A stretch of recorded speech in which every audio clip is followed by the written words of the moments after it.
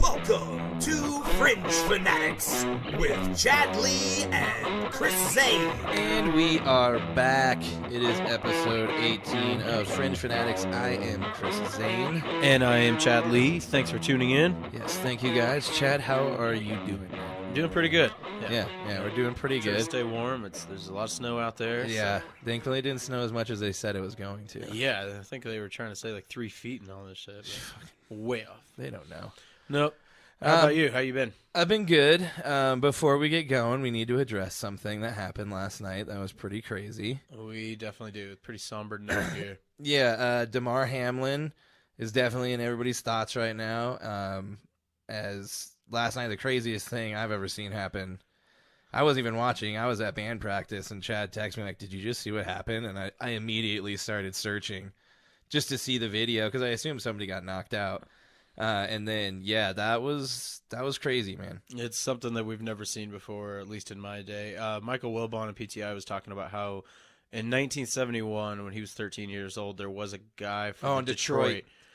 Someone mentioned that today. I don't think he died on the field, but he had a bad injury, and then like an hour and a half later was pronounced dead. I had never known this because we've talked about like we've said for years and years, one of these days there's going to be somebody that dies. Yeah, just because of how violent these the sport guys are is. getting bigger and faster every year. I mean, but nobody would expect it from an injury like we saw last night. Yeah, it was so like innocuous to play because when you told me that, like I said, I Googled it obviously, and I found it right away, and it just was like, what just happened? Yeah.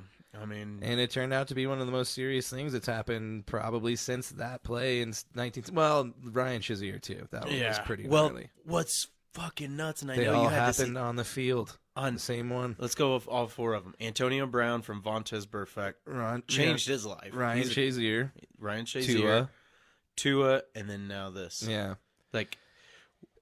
Is it Paul Brown's ghost that's there just like haunting the field or what? I don't know, man. It's crazy. And yes, they literally canceled the whole game because I don't know how they expected those guys to go back out there after that. Like, yeah, I mean, for any of those insensitive guys out there that are saying, oh, well, there's nothing they could have done. They need to go out there and play.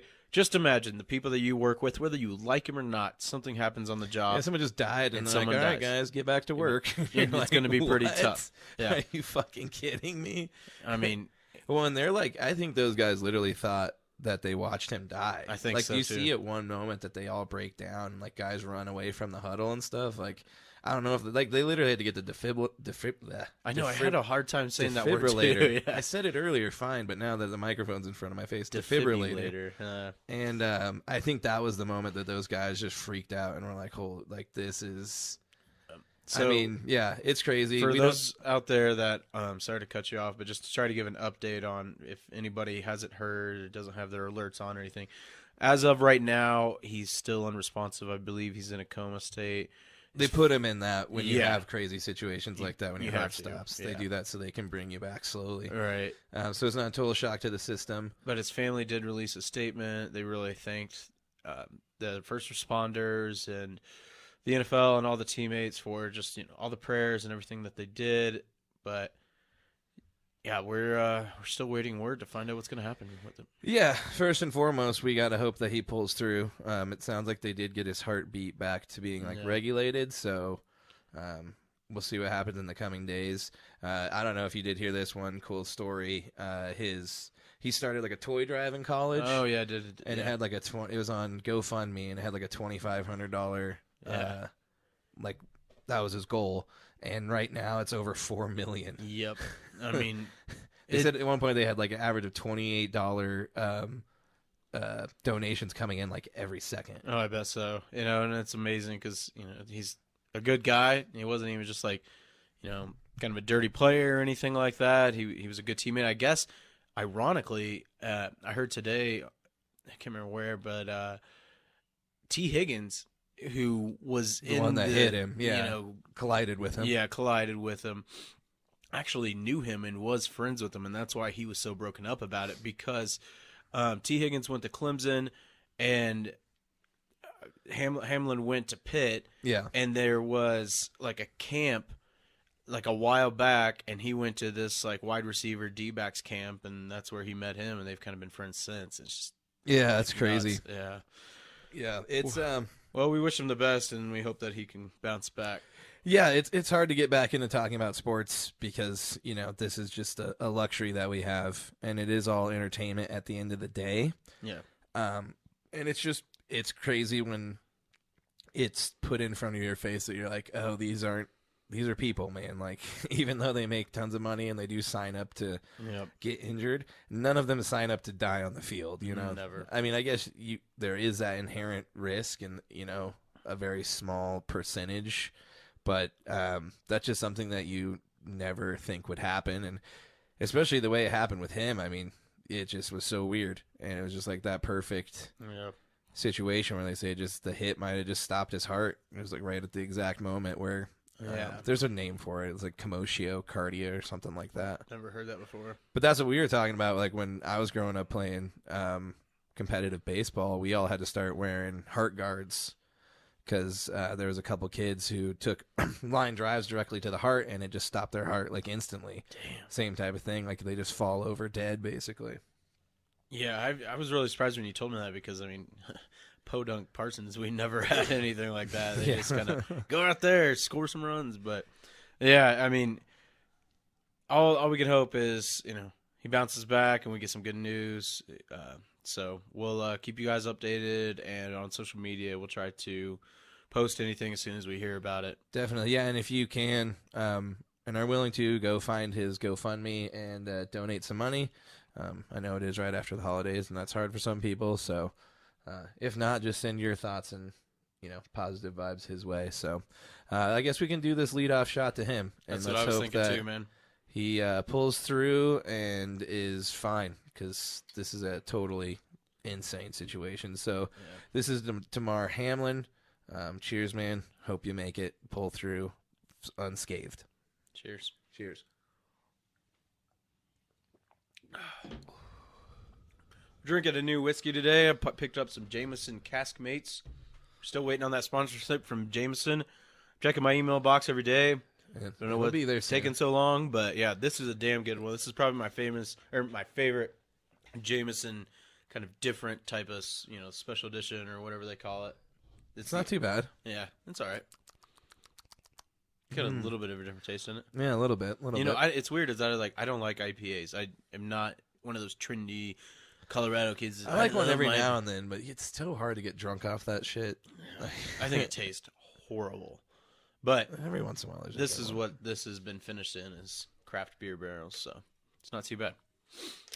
Well, not too bad. Yeah, we're not gonna do a bias buzzer beater this week. It's so late in the season, and I'm sure you guys are tired of hearing about the Chiefs and the Broncos, so we're just gonna skip that this week. We're gonna try to bring on a guest pretty soon to do another one, but we've been so busy with Christmas and everything like that. We're gonna try to get that planned out and going soon. Yeah, this year is going to bring a bunch of cool stuff. We did mention that we were hopefully going to upgrade this week. Some things happened, so no big deal. I think we're going to get that all set up this weekend, hopefully. So you'll see some new stuff coming at you next week. Just some new additions to make the show even better. So can't wait for that. Looking forward to it. But moving on, we are going to get into the week 17 picks, deep dives, and breakdowns.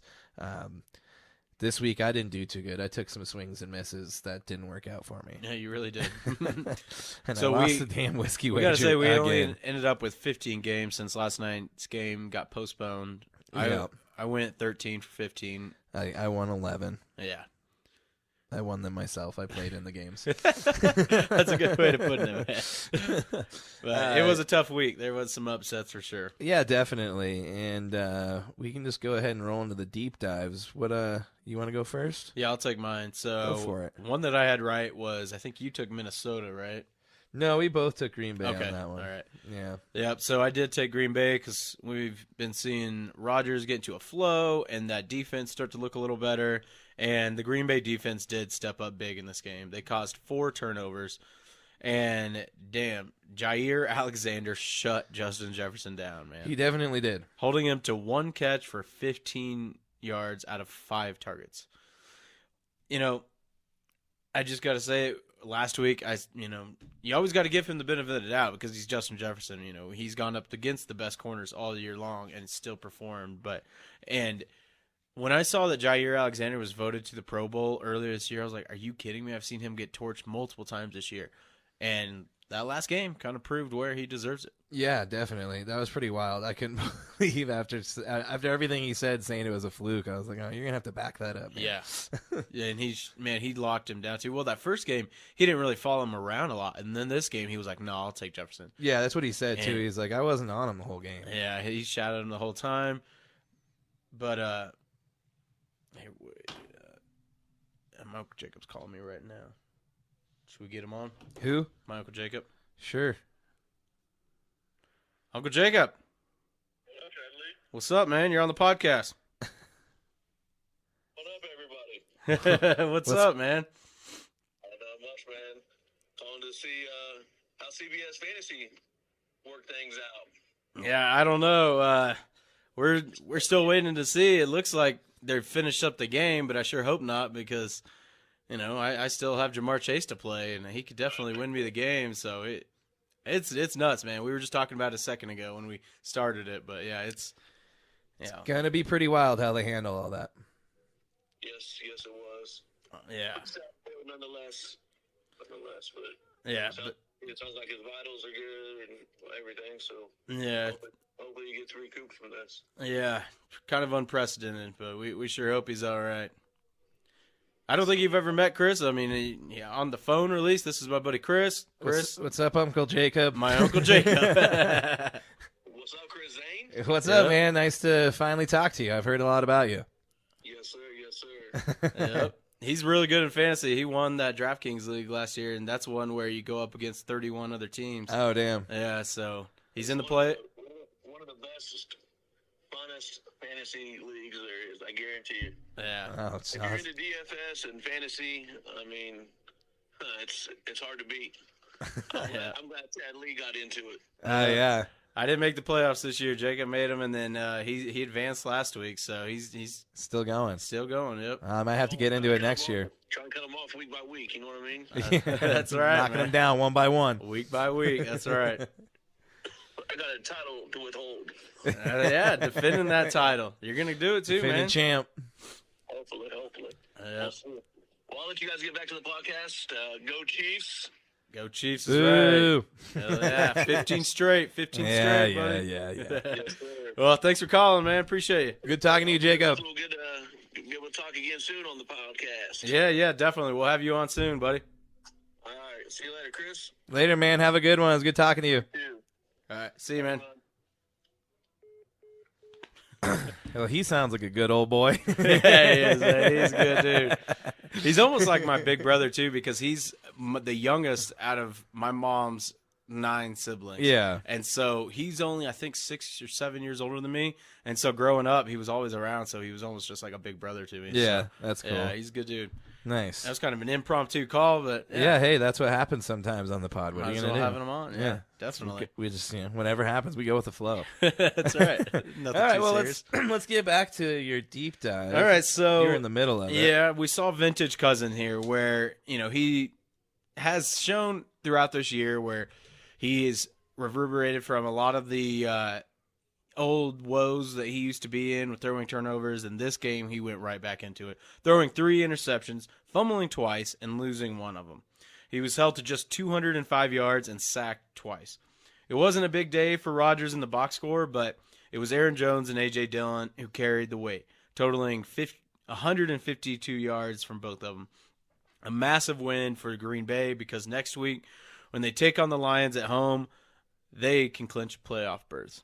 Yeah, and they flexed that to Sunday night. So Sunday night game. Sunday night, waiting all day for Sunday night. Thanks, Carrie Underwood. No, you're welcome. Oh, yeah. I'm a little more raspy than her today, but Yeah, I heard what are that. you gonna do? I got a frog in my throat. But, man, they dominated the Vikings. I mean, it was just turnover after turnover watching this game. And, I mean, whether it was special teams or whatever, I mean, I think Greg Joseph missed a couple kicks. Just Green Bay dominated every phase and facet of this game. Yeah, and I want to know what happened to Dalvin Cook this last couple games. I feel like he's been non-existent. I mean, in this whole year, I mean, in the past It's usually years. injuries that throw him off. Yeah, but he's been always fairly been healthy injured. this year. I've got he's only missed like one game. Let's see where he's at on total rushing because I want to say he's got to be closer to like 20 or something now. I was way off. In terms seventh. of He was seventh. He's seventh in total yards in rushing yards, but I mean, he only had 27 in this game. Yeah, Kirk Cousins had more rushing yards than him. Oh wow, that's sad.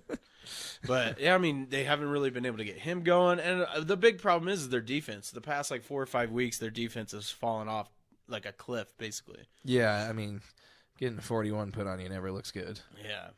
But it's hard when your quarterback's turning it over that many times. 3 interceptions. Dang. Yeah. We're starting to see Green Bay really look like the Green Bay that we thought they would be. They got Bakhtiari back. They got Jenkins back, tackle. I think that was their big problem was their line was banged up. Oh, yeah. Which, what can happen when you don't have a good line. It all starts in the trenches. Gotta win in the trenches. So, yeah, that's... So that was an enjoyable game to watch because, even Vegas had, I think, the Vikings, who had a much better record, favored by 3 points. Yeah. Which is kind of odd for them having such a better record. But Vegas, they know their shit. And, apparently. Yeah. That's why they keep building bigger and bigger buildings out there. Yeah. It's not because they lose. It's house money. House money. So what's your deep dive? I picked a game that was also a pretty high-scoring game, the Indianapolis Colts versus the New York Giants. Real barn burner there. Yeah, definitely. The New York Giants are looking like Buffalo Bills light, if you ask me, with Daboll coming over there and the GM, what's his name? Gettleman. No, they got rid of Gettleman. They fired Gettleman, and they've got this guy from Joe Schoen, who used to be with the Bills. I thought Gettleman was still there. No, they fired him at the beginning of the season. Oh, okay. I'm pretty sure. No, keep talking. Googleize it. I will. Googleize it. Because they were around the NFL podcast, they were talking about how he must be like laughing right now because of all this. Maybe they're wrong. Let's see. I hope talking. so. All right, anyway, so Daniel Jones goes out and has himself one hell of a game, 19 for 24, 177 yards, 2 touchdowns, 11 carries for 91 yards, and 2 rushing touchdowns to go along with that. He's officially gone from getting booed by the Giants fans on draft day to now hearing MVP chants rain down from the crowd as he was taken out of the game. Many thought the Giants were going to pick up his 5th-year option before the season started. He has now given them more enough reason to have that seriously considered.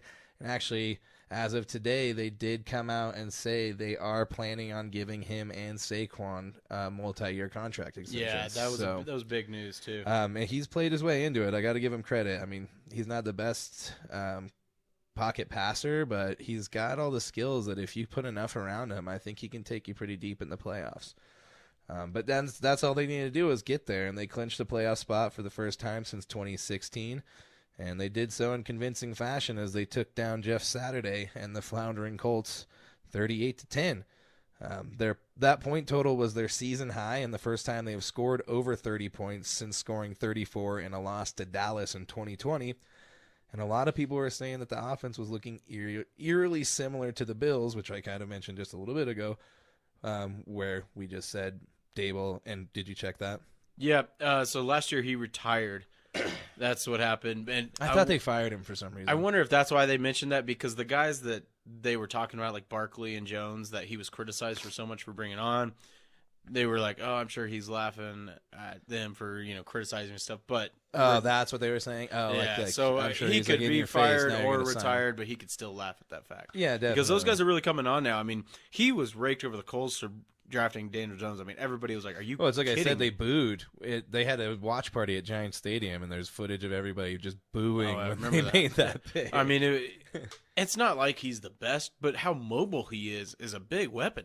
That's what I'm saying. I think if he's one of those guys where if you put enough around him with the right system, you could probably, you never know. You could win one. Their draft this year with guys like Kayvon Thibodeau yeah. is just... Which we're going to get to him in just a second. Go ahead. Saquon didn't have a huge game, 12 carries, 58 yards, but he didn't really have to do too much with the way Jones was playing. He was actually outrushed by Jones and Matt Breida, who had 9 carries for 59 yards. In terms of receivers, if you know these guys, let me know, because I don't. Richie James, 7 receptions, 76 yards, 1 touchdown. Isaiah Hodgins, 7 receptions, 42 yards, and 1 touchdown. Those guys caught both of Jones's throwing touchdowns. The only real negative from the Giants side of things came late in the second quarter from what is now a hot button topic, although not nearly as much after last night's event, which is the sack and subsequent celebration from Kayvon Thibodeau, doing snow angels next to the writhing body of Nick Foles. That was pretty funny. It's kind of fucked up. He was like smacking him too while he was doing it. And then he goes to say, "Oh, I didn't notice it." And then he does the fucking sleep thing on the sideline. Yeah. I mean, as they're like all surrounding him, making sure he's alive. it's pretty heartless. Yeah, a little bit. Nick Foles didn't have a very good game, obviously, even before that. 8 for 13, 81 yards and an interception. He's washed up. Yeah, he was the fluke of all flukes. Yeah, I think he got so. a statue out of it, like we were talking Good way about. to put that. Yeah. But Thibodeau says he didn't know that Foles was injured, but like I just mentioned, he did the sleep, the Steph Curry sleep. Well, that, and if you watch him Celebration do on the that sideline. celebration, you could see at one point he kind of looks over, and I mean, Nick Foles is right next to him.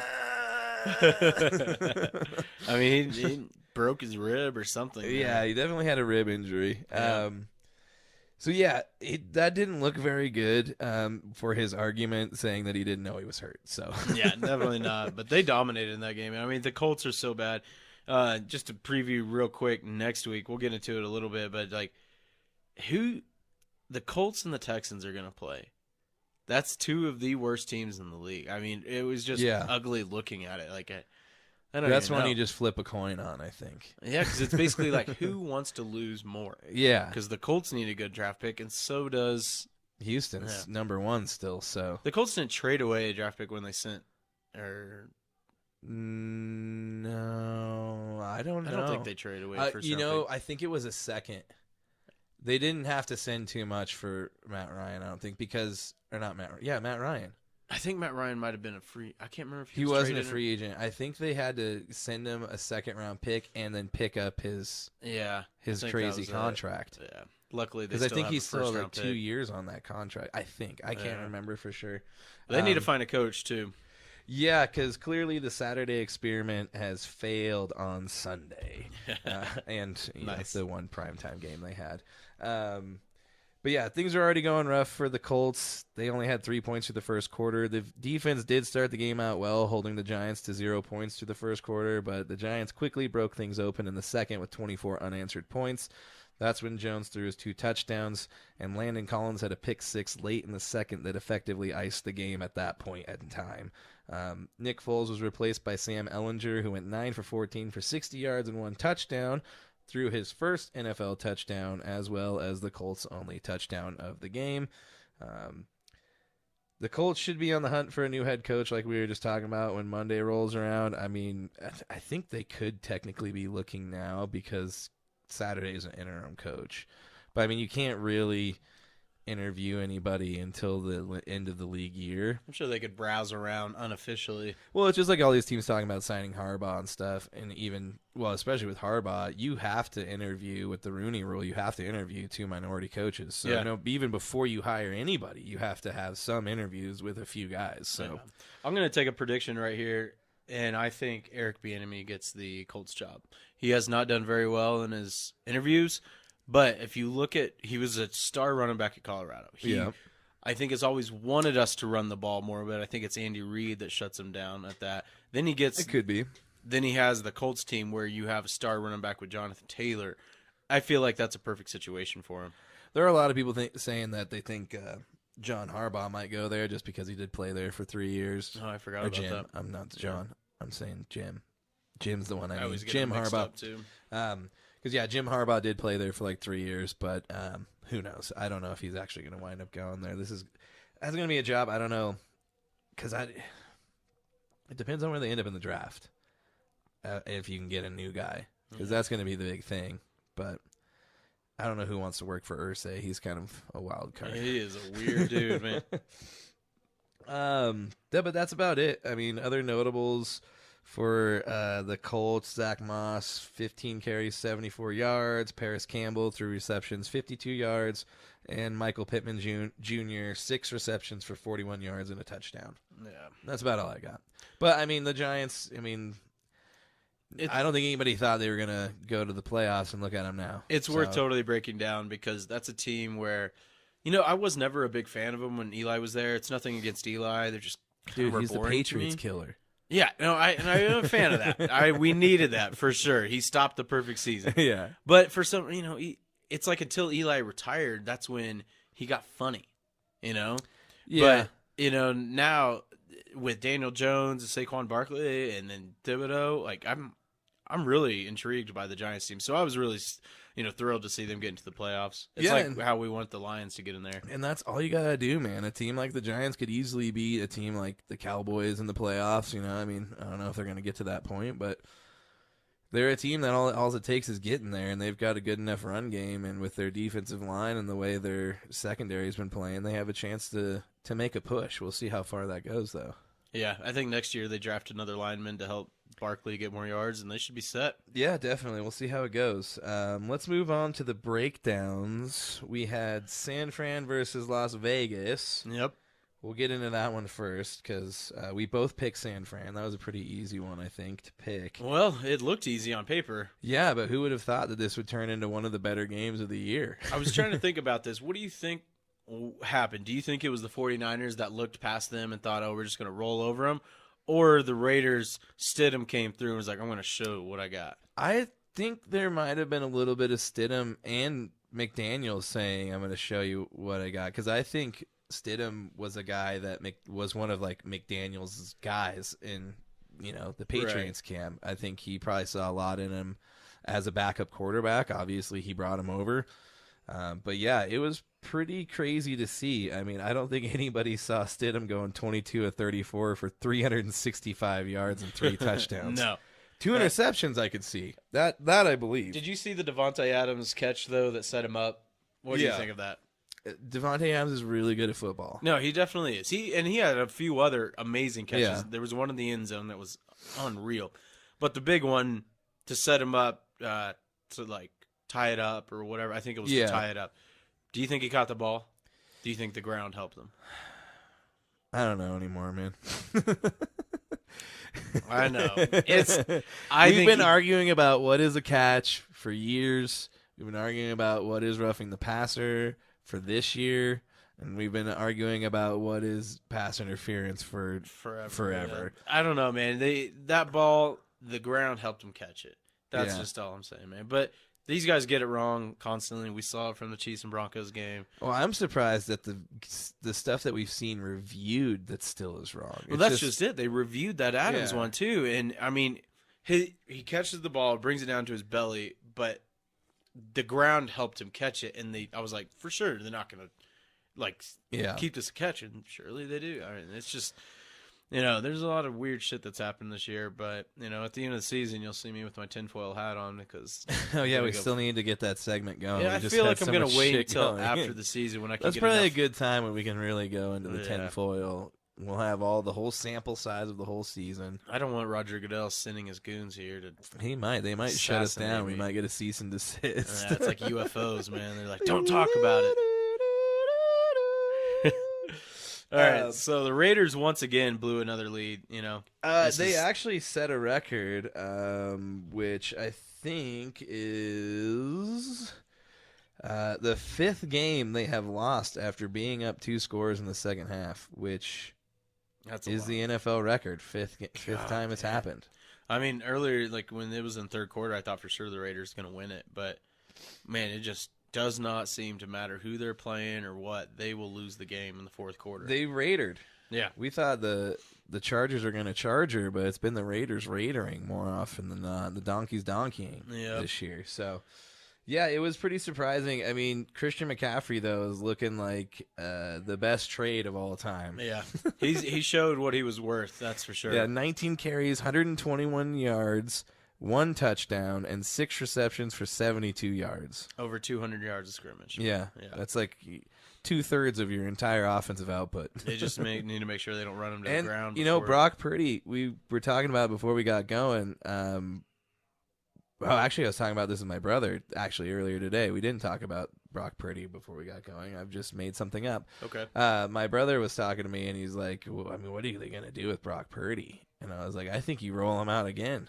You mean next year? Yeah. Yeah. I mean, why not? Even if they lose in the first or second round, I think you still roll them out. Well, think about it. You're going to get good trade value with Jimmy G. Yeah, and then think about how much you're paying him. Dude, he's the last pick in the NFL draft. Yeah, he's probably making like $100,000. I think the league minimum, I want to say, is like $3. Is it like $350 now? $325, something like that. But see, I want to Google that real quick. What the last pick in the draft makes? Maybe just Google Brock Purdy's because that would answer all the questions, wouldn't it? You're smart. You're a smart feller. I know. No, but the big question is, what are they going to do with Trey Lance? I mean, they spent it on a third. I think he was picked third, right? He was picked third. He's not worth what they think he's worth in the trade market because he's not proven. Yeah, I think you keep him and you let the two battle it out. But the only problem is that you kind of, I don't know. Well, with it's kind of Shanahan's system. So I was going to say, I mean, he's done this before with Jimmy G and other quarterbacks. I mean, think about how well this would work if he used Trey Lance for gimmicky plays, kind of like they do in the Saints with Taysom Hill and stuff. Yeah. And who else were they doing that with? Houston's doing that now. Yeah, with Driscoll and Mills. Yeah, it's something to think about. I mean, that'd be pretty tough to defend if you have a guy like Purdy who's just coming in and just wheeling and dealing in this offense, and he's not making mistakes. He had the one interception. But I think he's the first rookie now to start 4 straight starts and win them. Fifth rookie. Oh, he's the 5th rookie to win his first 4 starts.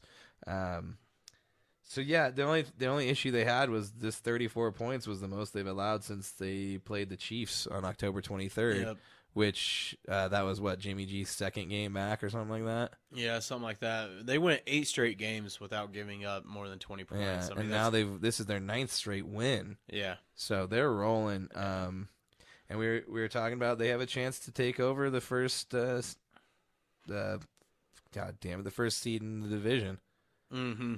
With a win over Arizona and a loss by Philly, which could possibly happen because Hurts is now out until they got playoffs. A tough matchup with the Giants. It's just going to be if the Giants rest their starters or not. I don't know. And that's the thing. They are clinched, so I mean, I'm sure Saquon probably won't play. I don't know. They might rest everybody. It's hard to tell. I mean, every coach is different. Yeah. Couple stats to note here. Josh Jacobs eclipsed 2,000 yards in scrimmage yards in this game. Oh, that's pretty crazy. Super impressive. I didn't even think about that. I think anytime any player, whether it's wide receiver or running back, I mean, 2,000 yards is really hard to do. Devontae Adams went off for like 153 yards, I think. He now has over 1,400 yards on the year, and he's 5 receptions away from 100 on the year. So that really paid off for the Raiders by giving up everything to go get him. Yeah, and it looks like it doesn't matter who's throwing him the ball. I think he had probably a better game with Stidham than he has with Carr. Yeah, he had those 2 touchdowns, too, to go with all of that. One thing I thought was pretty interesting was, I guess Las Vegas was looking like a San Francisco home crowd. There was a bunch of people there that were San Francisco fans. Man, that fan base travels well. I mean, they're not that far away either. When they play in Arizona, hours. And I mean, they take over whatever stadium they go to. There's something else I thought that was pretty interesting. Well, we got to mention how Christian McCaffrey is now day to day with the ankle sprain too. I did hear that. It's low though, so you can play through that. You got to pay attention to it, though. We've seen ankle sprains kind of be more nagging than. And he has a problem with injuries, and I think that's his second ankle this year. So hopefully it's not the same one. Other interesting note: Stidham is the only other quarterback to throw 3 touchdowns against the Niners. I think aside from Patrick Mahomes. Really? Yeah. Wow, Jared Stidham. So yeah, Stidham done did him. Maybe McDaniels was on to something there when Apparently. he was like, I'll take this guy. A rascally little guy. Well, our next breakdown was one that I missed. It was the Steelers at Baltimore. Yeah, I should have made this the whiskey wager. I'm a fucking idiot. Yeah, the Sunday night game. Kenny Pickett didn't do too much, but he did enough. Right there at the end. Yeah, he threw that 1 touchdown pass to Najee Harris, which looked pretty damn good.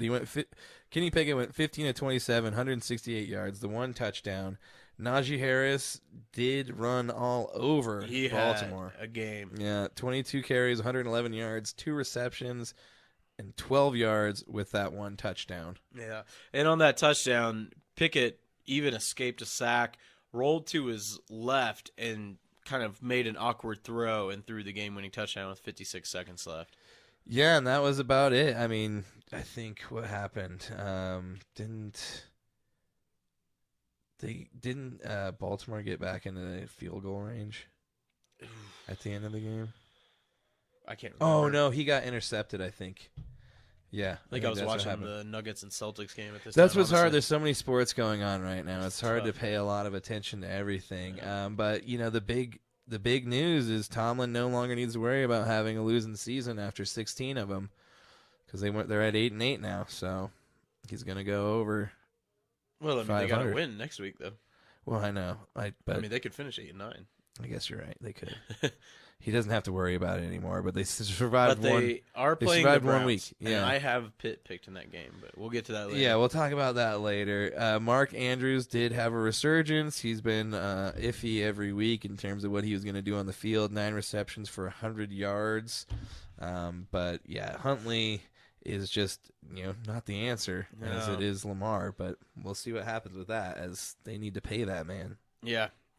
They need to get Lamar back. But, yeah, only 2 touchdowns in this game, as, the final score was 16-13. And another crazy thing, the last 3 games, the scores, 16-13, 16-14, and 16-13.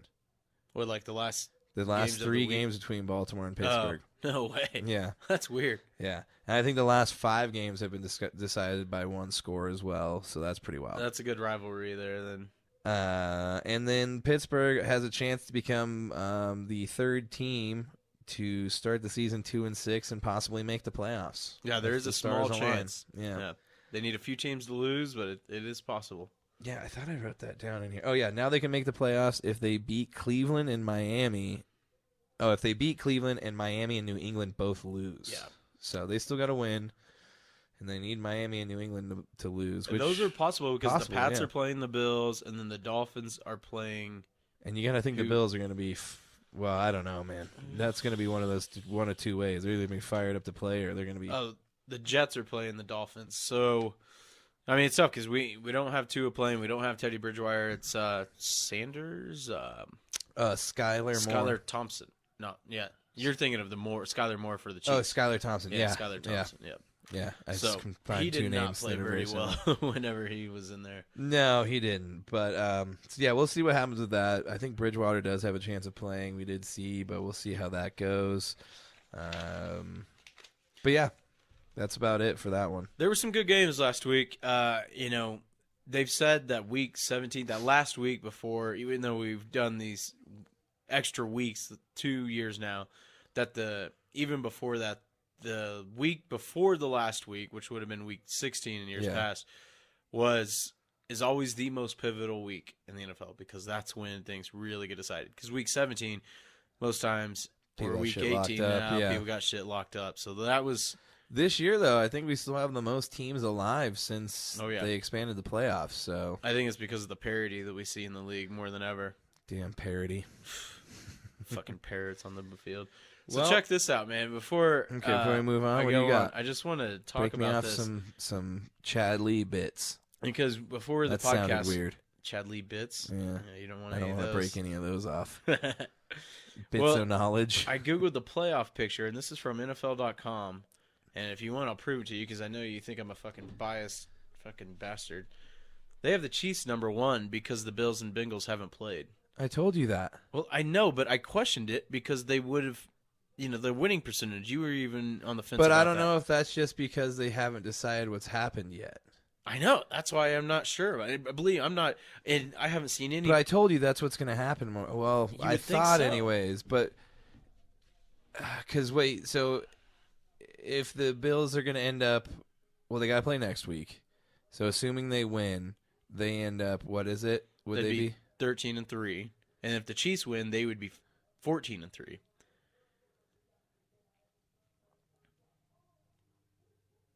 I think the Bills would still have a better winning percentage though. Oh, I'm sure. Probably. Well, no, not necessarily, because if the Chiefs have 14-3 and the Bills are 13-3, that's definitely a better winning percentage than the Bills? I don't know, because it's one more game, so that makes the you know what I'm saying? I don't know. Let's see here. Do the Let's math, see. man. I mean, I don't know. I'm just wondering what's going on. This is straight from NFL.com. Yeah, because that's one thing. I mean, we kind of brought up earlier is we don't know what's going to happen. Are they going to reschedule this game? Basically, if they reschedule the Bills-Bengals game, they're going to have to push the playoffs back a week. You can't expect the Bills and Bengals to play next week after playing on Sunday. Right. And then have to play in the playoffs. Well, the only benefit would be is that the Bills would have the bye week if they won out. And then they would effectively get a week off. And I guess it would just screw the Bengals because they'd have to play right away. I know. Yeah, there's just no good way of going about this. So 13. We got to do 3 divided by 13. All right? Yeah. Or no, 13 divided by 3. This shows how good we are at math. That doesn't seem right. This isn't good podcasting. Well, don't worry about it then. Yeah, I don't know. It's going to be tough to see and it's all going to depend on what they end up doing. Yeah. It seems like they're just not going to be able to play the game, though. Yeah, either that or they're going to have to play like right after their Week 18 game next week or something. I don't know, but they need to get it figured out because it's not like baseball or even basketball to where they could just shuffle them around, make them play a back-to-back. You know, they're going to you can't doubleheader a football game. Yeah. You can barely play football games on Thursday night. Yeah, that hurts enough. Well, Matt Milano got hurt in that game too. I don't know how serious it is, but that is not good for them. So, let's move on then. Yeah, well, the moving on would be to the break, which we've got a new musical guest this month. I mentioned it last week. Well, on Saturday. It hasn't been that long since we've seen each other. Yeah. I mentioned it on Saturday. The new musical guest is Fast Eddie. The song is going to be Milwaukee. They're a real rad band from here in Denver, full of a bunch of my buddies that I've known for quite a while now. Since my band started, basically. I've known Micah, the lead singer, so we're going to give them some shout-outs this month, and you guys check them out, and I'll fill you in on all of their socials at the end of this. Toodles.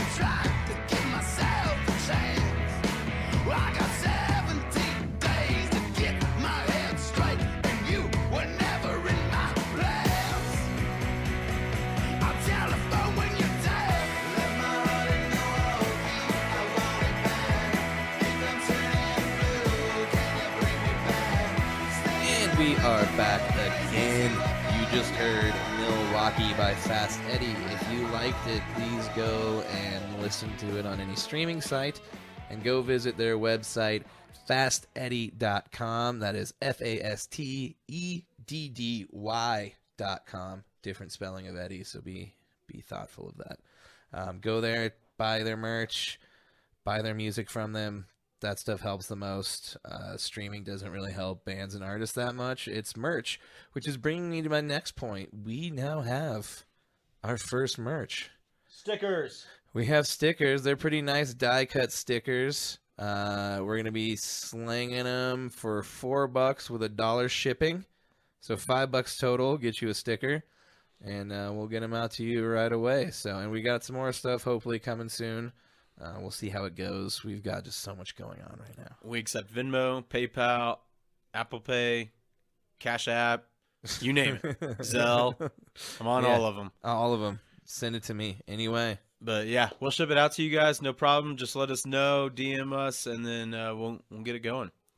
Yeah, definitely. Let's move on to the NBA fast break, Chadley. Let's do it. Big thing we need to talk about, Donovan Mitchell. 71 points. 71 points, 11 assists, 8 rebounds, and a 145-134 win over the Bulls. The most points since Kobe's 81 on January 22nd of 2006. Will still and will forever hold the record of 100 against New York in 1962. Chamberlain reached 70 points 6 times, while Bryant, David Thompson, Baylor, David Robinson, and Devin Booker all have reached it 1 time. This was Mitchell's career high in points, and he also tied career highs with 11 assists and 8 rebounds. Yeah, went like 20 from 25 of the free throw line, right? Yeah, 20 to 25 in the free throw line. He took 34 shots, I believe, in the game. Yeah, it's pretty wild. And then he also set the franchise record for the Cavs with was previously held by both Kyrie and LeBron at 57. Yeah. So it was super impressive. I mean, this guy, we've seen it before firsthand when he's gone up against the Nuggets and put up 50 on us. I think one time he did, was it 60 that he scored? Those were the bubble games with him and Jamal, where those were some of the best playoff games I've ever watched in my life. I want to say there was a game where Jamal hit 55, then I want to say Donovan might have hit 60. I'm pretty sure he did. Yeah. But the guy's a scorer. He's super talented. I was really excited to see what he did on the Cavs, and I think he's starting to really catch on fire. Yeah, they're looking like pretty smart people over there in Cavalier land for going and grabbing him. He scored or assisted on 99 of the team's points. Jesus. That's the most since Wilt's 100-point game. Oh, wow.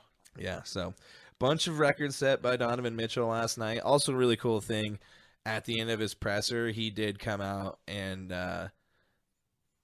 basically said, hey, prayers and thoughts going out to Hamlin. Just, he didn't know his name, but he's like, we just wanted everybody and, let to know that the Cavaliers are thinking about him, which is cool to have a night like that and still, be conscious of shit like that. Yeah, so. Definitely. You got to think about the more important picture of it. Hey, real quick, we forgot to do this too, man. Oh my God, the shot at the turn.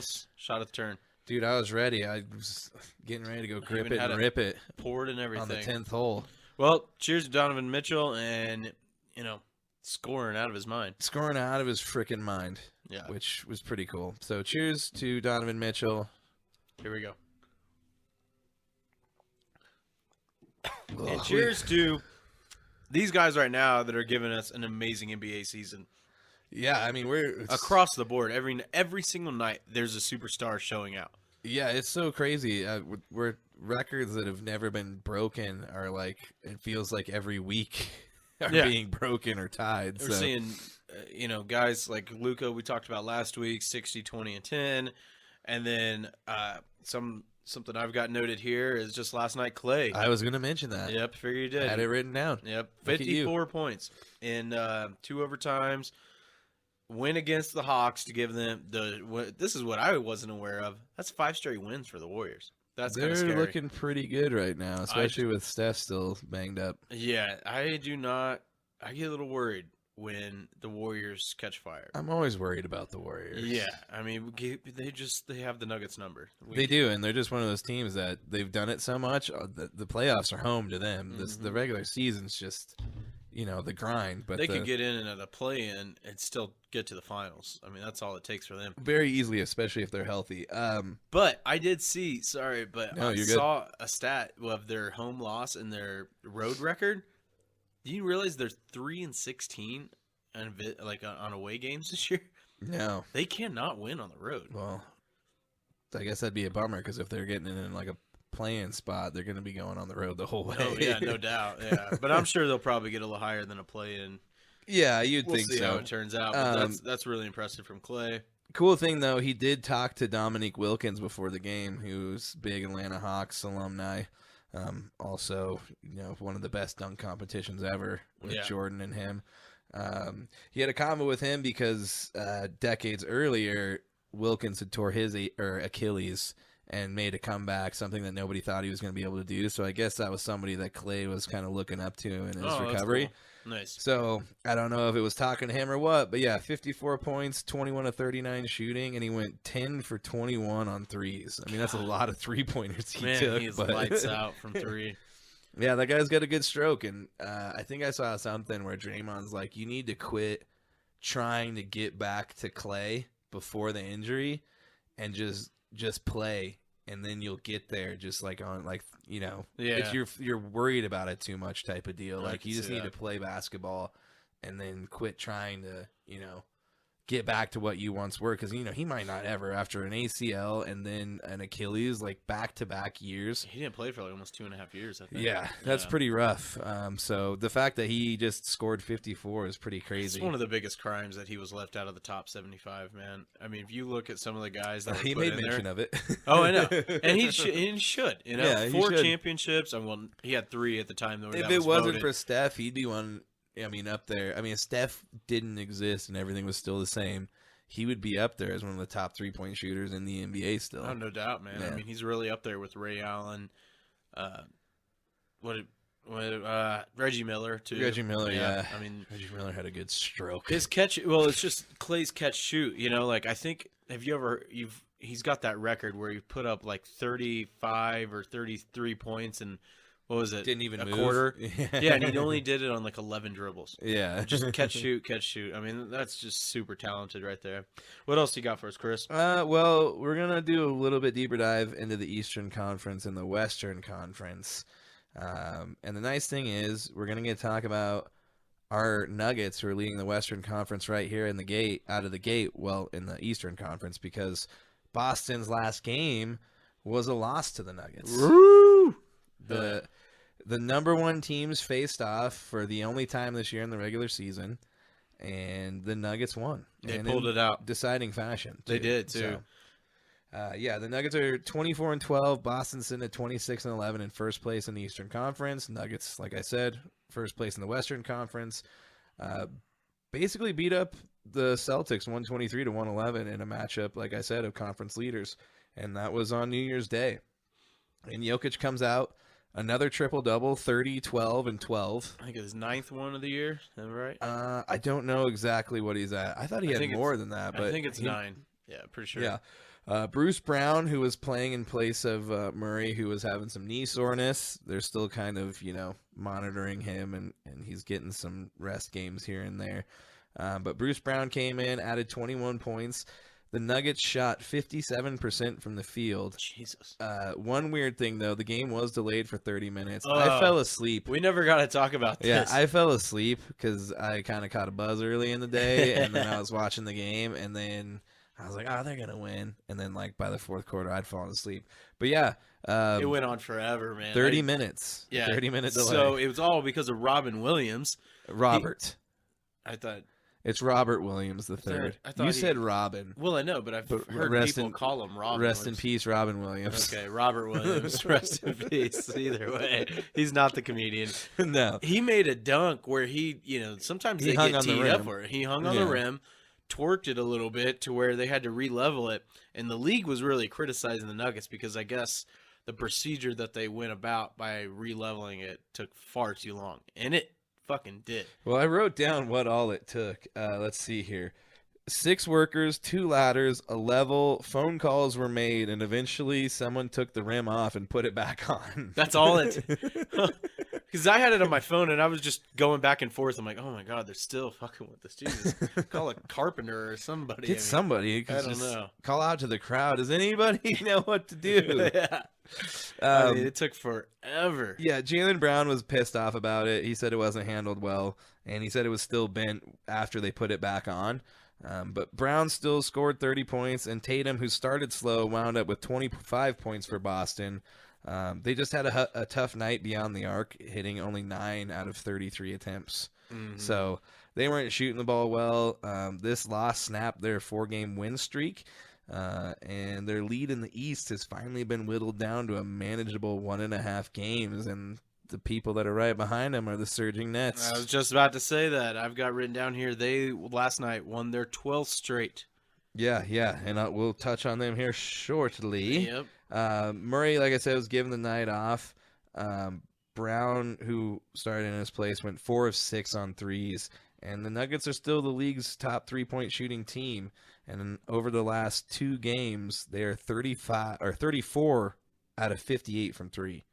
That's amazing. So they're shooting the ball well. There was also a cool thing that happened. Celtics fans in the Nuggets arena were chanting MVP when Tatum went up to the line. And then they were immediately drowned out by the Nuggets when Jokic went to the line not too long after. That's with awesome. The MVP chants of their own. Nuggets lost to the Timberwolves last night, and the Celtics are taking on the Thunder as we speak. I believe they started at 6 o'clock our time. All right, I can check that score. We got to give a shout out to Bones Highland. I don't think they would have won that game without him. He kept him in that game. He had a few step back threes that were like and one-esque. It was very impressive. And I mean, he's kind of been in a slump, so it's nice to see him, start to play a little better. Yeah, and I think he's just having a hard time coming off the bench. I think it's hard for him to come out and get into a rhythm. And if he doesn't find that rhythm right away, he struggles a bunch. So yeah, I agree. Moving on to the second place Nets, who Chad just mentioned, have won 12 straight, and they had another win with a 139-103 beatdown of the Spurs. Irving made his first 7 shots and emphasized his first miss with a putback slam that got everybody on the bench pretty wound up. He finished with 27 points. Durant added 25 points and 11 assists. Durant went 10 of 14, and Irving went 11 of 14 on shooting, and neither played any in the fourth quarter. So they had that game pretty handily put away, and they took out their starters. Like we mentioned, the Nets are only 1.5 games back from the Celtics. They take on the Bulls tomorrow night. Man, they're dangerous because it seems like every single game when I look at their box score, Kyrie and Durant are both over 25. You can expect them to both contribute. And yeah, it's just who's going to contribute along with them, I think, is the big issue. But it does seem like they are finally starting to put it together. They are. I hate to say it. Yeah. I mean, the thing of it is, super I'm not a teams. fan of who his personality, I guess I should say, but I loved him when he was on the Thunder. yeah. And then the Golden State thing, and then him leaving Golden State to be like, I'm gonna go do it on my own. That's as a person, I don't really, but as just watching his talent, he's super fun to watch. I mean, Yeah, he's a Kyrie. freak of nature. When he first came out, nobody knew how to defend him because he's so tall and he's lanky. 6'10", and then his arms are as long as his legs. It's so. And he can handle the ball really well too, defend And that's it decently. what we're gonna see with this Victor Wembanyama guy from France. Yeah, He's like 7'3" or whatever, and he has ball handling skills like Durant and shoots like Durant, and he can block and do everything in the paint too. So I'll have to watch for that. check him out. He's going to be the top pick of the draft next year. But yeah, moving on to the Bucks and third place, sitting at 23-13. Giannis missed this game with knee soreness against the Wizards, which was the last time they played, which was on Sunday. The Wizards cruised past the shorthanded Bucks, 118-95. They definitely missed Giannis's average of 38 points and 14.6 rebounds over the last 6 games. Guy's been having a pretty good, steady season so far. I think his name's Rui Hachimura, had 26 points, and Porzingis added another 22 points for the Wizards, who have added up their 5th straight victory so far. They face off against the Bucks again tonight. Yep. To cap off a home and home. So Man, Giannis has been averaging 32 points per game. it's on pretty the well. season. That's Yeah. great. I wonder. Well, I know Embiid is leading the scoring title right now, but that's pretty fucking amazing. Yeah, Giannis is still one. I mean, we were talking about it last week. All these guys from the Euro guys. It's just crazy to see how they're just dominating the NBA right They really now. are, man. It's pretty cool to see. It makes the league better, and it's making it evolve. It definitely is, and it's cool to see. Now there's a whole another group of guys that we don't even really get to see over here unless you're following it, because we're all caught up in college basketball. But now you've got these guys like Victor Wembanyama, who you really haven't even heard about, coming out of France, All right. who's going to probably be the number 1 overall draft pick by whoever winds up dead last. But Yeah, it's cool to see because it's just broadening the horizon. It's just that's what kind of sucks about the NFL just having college. Yeah. Is that I mean, there's only that though, but it's not It's just big the US. everywhere. You Yeah, know, you're not going to go to Berlin and find somebody. Yeah. But moving on to the Western Conference, our Nuggets 24-13, sitting in first above the Western Conference. After a big win over the Celtics, though, they had to go and take on the Timberwolves Monday night in a back-to-back, which they just do not play well. They We don't talked like about that. it before the game started. It's like, We knew that was going to happen. oh man, this is gonna. Anthony Edwards had a good game. And it's just such a bummer too. Yeah, Ant had a good game, but he scored 29 points, and he was basically what killed the Nuggets' comeback in the third quarter. He had 15 points in the third quarter alone, and that was when the Nuggets were making their big push to try and get back into the lead. Yeah. Jaden McDaniels had 21, and Kyle Anderson had 19 as well for the Wolves. And this is who all they were missing. Karl Anthony Towns, D'Angelo Russell, Naz Reid, Tayshaun Prince, and Jordan McLaughlin. And they managed to still take down the Nuggets, who have won 10 of their last 12 games. Jokic came close to another triple-double, 24 points, 7 rebounds, and 9 assists, but Murray just had a terrible game, scoreless the entire first half. He added 14 points, and Bone Highlands, which we talked about, I said Bone, Bones Highland added another 18 off the bench, so he did have another really good game, which is promising to see. He's been one of those guys all season. We've just been like, man, he just needs to get going and just start being productive every game because it's like a roller coaster ride. There's a lot of hills and valleys with this guy, but the Nuggets take on the Clippers Thursday night on TNT, so that's going to be a primetime game. Yeah, It's the a big Clippers game. give them a lot of trouble. Definitely. Moving on to the Grizz in second at 23-13. Morant and Jones lead the Grizzlies past the Kings 118-108. Ja scored 35 points, and Jaren Jackson Jr. finished with 14 and 3 blocks. The highlight, though, was Steven Adams. He tied his career high with 23 rebounds as well as a career best 13 offensive rebounds. So that guy was all up in the paint. Which is cool to see, all those bench guys. I mean, Steven Adams, I just saw a crazy thing about him. He's only 30, but it seems like he's been in the league for like 20 years. That's what I was about to say. I remember watching him on the Thunder, and I felt like that was 8 years ago. Yeah. That's crazy. He's only 30, but he's been in the league that entire time, like half his life. Which also, real quick, did you see that meme about Brady this past weekend where literally half of his life before being drafted and his life till now is the same? It's like 8,000 days or something like that. He's been in the league over half of his life. Yeah, that's nuts. That's so crazy. Anyways, the Grizz are on a 3-game win streak, and they take on the Hornets tomorrow night. Moving on to the Pelicans, they've got a little bit of an issue as Zion exited the Pels 120-111 loss over the 76ers in the third quarter with 24.1 seconds left with a hamstring strain, which is never good. I wrote that down too because I thought it was notable of mentioning because he's had a lot of injuries, but he's been healthy. This is really his first major one this year. Well, we'll see how long it lasts. It might not be that major, but hamstrings, especially a guy like him. Yeah.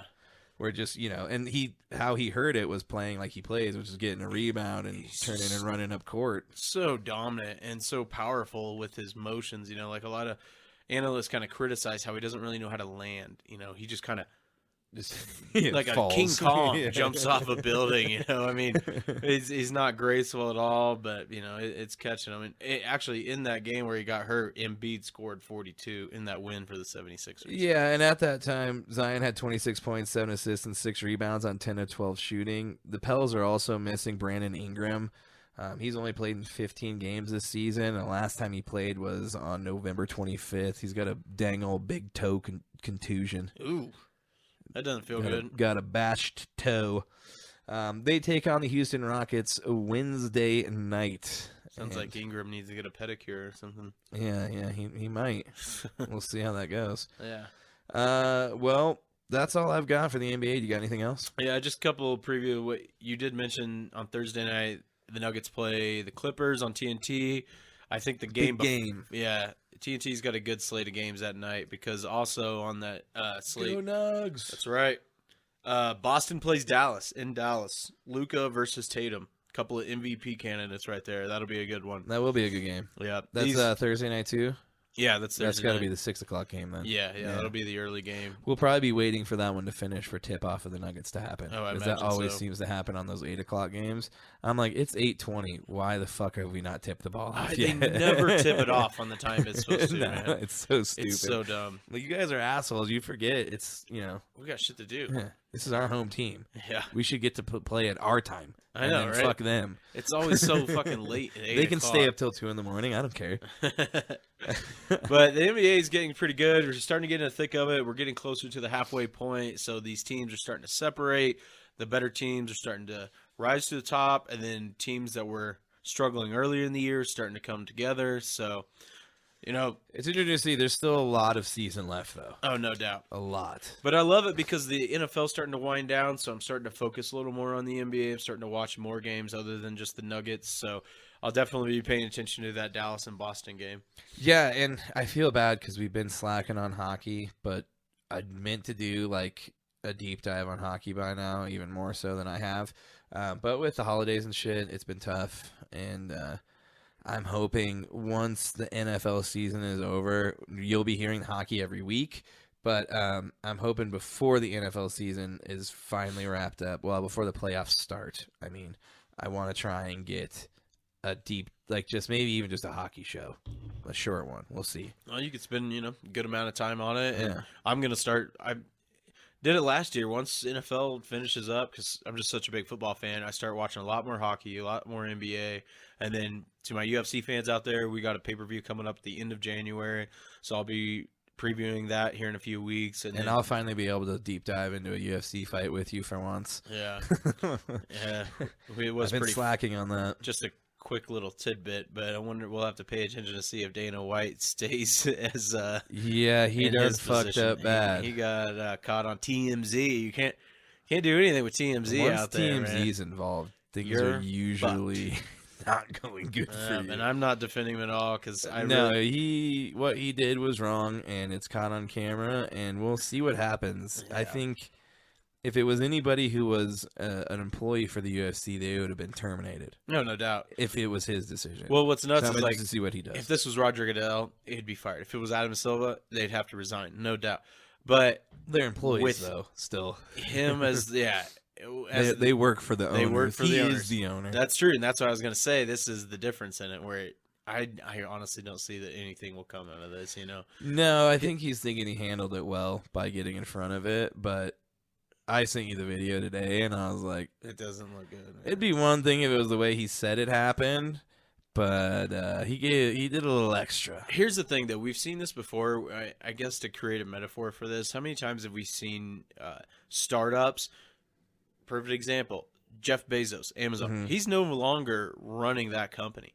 Once a company gets big I enough, think- you step in and you hire somebody that knows what the fuck they're doing. Yeah. They don't. It's like he had a lot to do with. I mean, the UFC owes him an enormous debt of gratitude because he created bought this the product. UFC for like $2 million or something, namesake and Him and the everything Fertitta about it. brothers, yeah. yeah. And then And- they turned it into this. Yeah, then So- they sold it to, I can't remember the company that bought it, and they've then some they foreign partnered up with company, ESPN, and now it's blown up, right? And I don't think we mentioned it last week, but R.I.P. to Stephen Bonner. He died last Oh, week. that was so crazy, dude. UFC legend, man. I mean, You can honestly say that fight between him and Forrest Whitaker was what sparked. Was it? No, what? Forrest Whitaker, What's his the name? actor, Forrest Griffin. Damn it! Forrest Whitaker's the Whitaker's- dude with the eye. Yeah.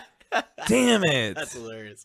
I was Dude, close though. we both do, man. The It's all fact good. that I pulled Forrest out, I was like, I'm doing good. And then I said it with such confidence. I was like, I nailed it. And then you just started laughing. I was I like, want to see Forrest damn Whitaker it. fight, man. That'd be great. Forrest Griffin. So that fight between Bonner and Forrest Griffin for I think that was the first It was tough, the first wasn't it? UFC Ultimate Fighter, and it Oh was yeah, the Ultimate Fighter. the championship for it, and it was on Spike TV, and you can literally remember your friend texting you and being like, "Turn it to Spike Yeah. TV, whatever channel it was on," and we saw this 5-round fight where these guys were just trading blows back and forth. I mean, Yeah, it was fighting in a phone booth. Yeah, it was the craziest. And still to this day, I think you could put that up there, top 5 UFC fights. I mean, no doubt, not Yeah. hands down, and Good old Forrest I still Whitaker. haven't heard what the cause of death was. I mean, I think he was like it was 38. a heart issue that he had, and he just like had a heart attack. Jeez, man, these cardiac. And speaking of which, and other people that have died, we gotta give a shout out to Ken Block. Yeah, he was died cool, yesterday. Dude. Was he the one that was involved a lot with like Jackass and the Nitro He Circus did guys? stuff with I thought so. Well, we're gonna do a rec center, but this is a pre-rec center recommendation. If you haven't, even if you don't like cars, go Google any of Ken Block's Gymkhana videos. Gymkhana. Gymkhana, I think. They're just like, like snowboarding and skateboarding videos.